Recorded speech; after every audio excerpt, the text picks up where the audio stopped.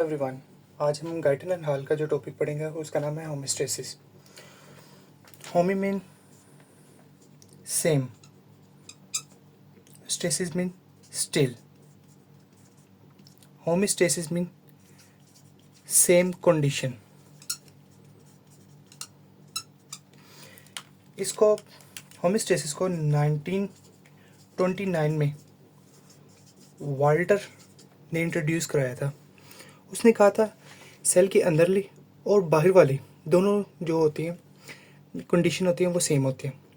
Normal cell अगर इसकी changes आएंगी तो ये एबनॉर्मल सेल बन जाएगा। जैसे कि हम देख लेते हैं, हमारी बॉडी के अंदर लंग्स होते हैं। लंग्स ऑक्सीजन लेके आते हैं, ब्लड के थ्रू ट्रांसफ़र करते हैं और फिर सेल के अंदर जाती है। सेल से कार्बन डाइऑक्साइड बन के बाहर आती है। ऐसे क्या होता है, मेंटेनेंस होती है, होमिस्टेसिस कायम होती है। जैसे हम देख लेते हैं एंडोक्राइन सिस्टम।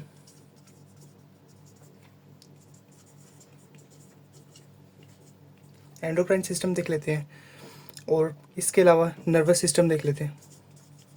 नर्वस सिस्टम में जैसे एसिटाइलिन कोलिन हमारी इन्हांस करती है एक्शन पोटेंशियल को, नर्व इम्पल्स इंक्रीज करती है, हमारे वर्किंग बॉडी के एक्शन जितने होते हैं वो एसिटाइलिन कोलिन करते हैं। और जैसे गाबा है वे ब्लॉक करता है सारे बॉडी के सिस्टम को। इसके अलावा हम देख लेते हैं किडनी जैसे हमारी वाटर को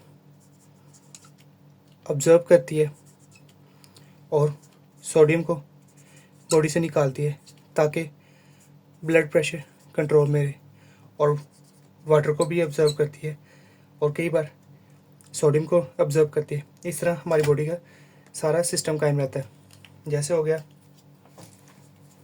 लीवर है, लीवर मेटाबॉलिज्म करता है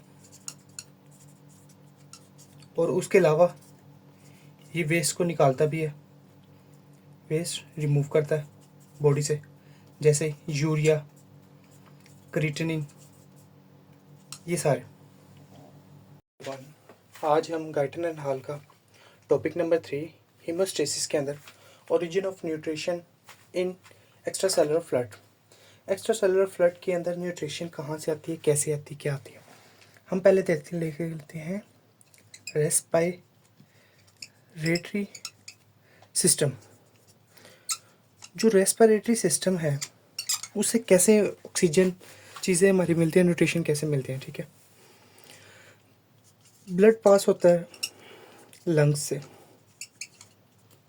जब लंग्स से ब्लड पास होता है तो ये जाता है एल्वोलाई के पास। एल्वोलाई क्या होते हैं, छोटे छोटे बैलून टाइप। ये होते हैं हमारे लंग्स के अंदर छोटे छोटे बैलून जहाँ से ऑक्सीजन ट्रांसपोर्ट होती है। जब ये एल्वोलाई के पास जाते हैं हमारे, ऑक्सीजन जाती है, ब्लड जाता है, तो ये पल्मोनरी कैपिलरीज होती हैं यहाँ, कैपिलरीज।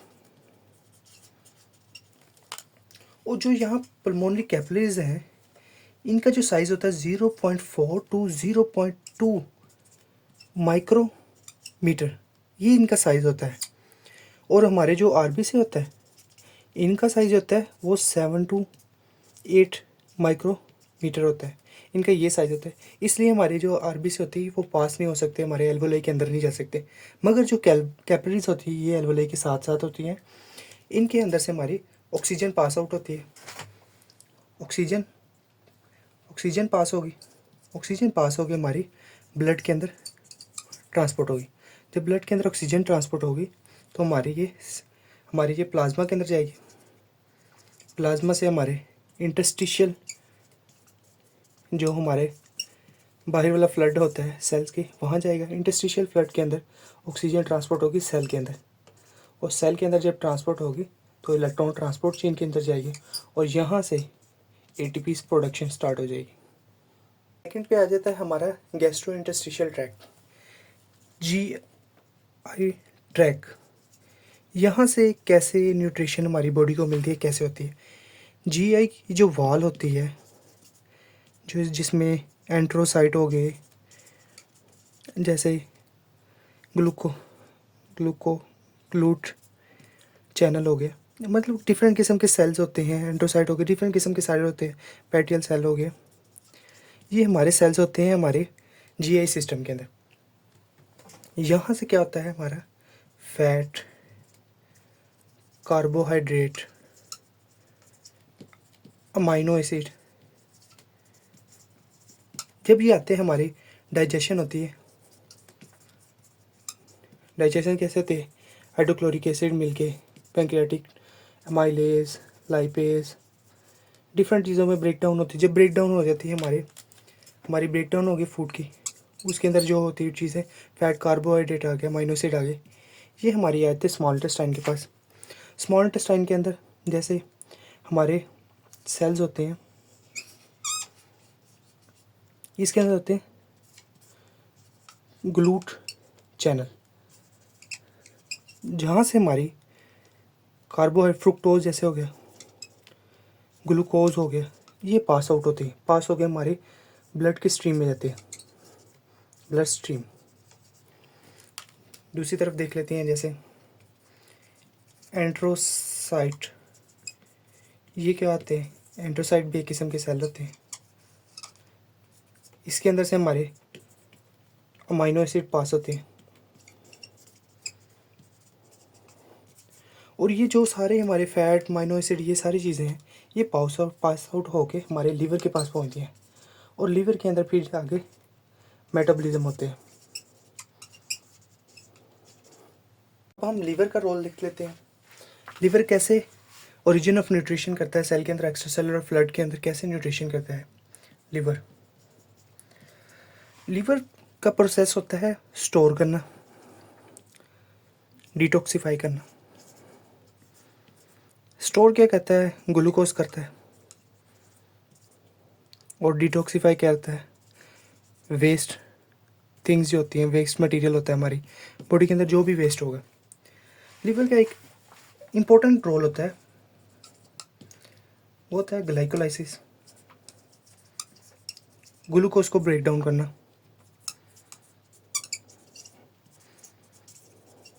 डाउन, और लीवर जो होता है फ्रुक्टोज को